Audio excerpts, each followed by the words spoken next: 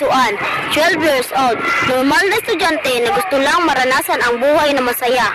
Pero hindi ko alam kung matatawag ko ba talaga silang kaibigan o pinipilit ko lang ipagsiksikan ang sarili ko para masabi ko lang na mayroon akong kaibigan.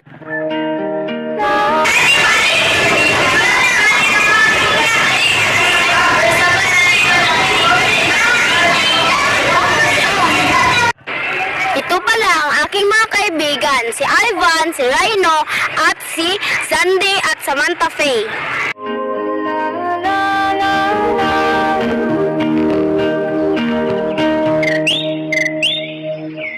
Hatak ang salupay para akong inaalok, nalulunod sa batikos ng sa kung ano lamang kaya ko.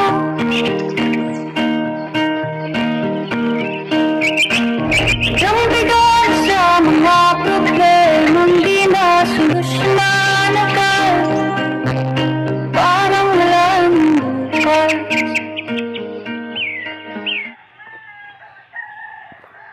Pero hindi ko alam kung matatawag ko ba talaga silang kaibigan o pinipilit ko lang ipagsiksikan ang sarili ko para masabi ko lang na mayroon akong kaibigan. At ang pinakaya ko sa lahat, pinatirahan ako.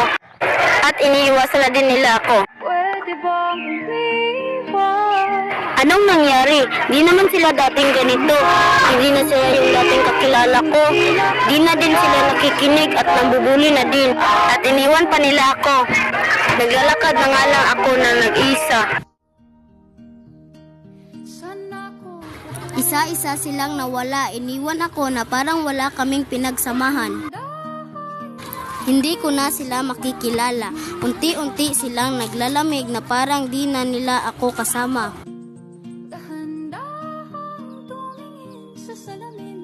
Ang dati kong kaibigan na iniwan ako ay ngayon ay bumalik dahil sa dalawang kaibigan ko na nakilala ko na si Bob at Princess.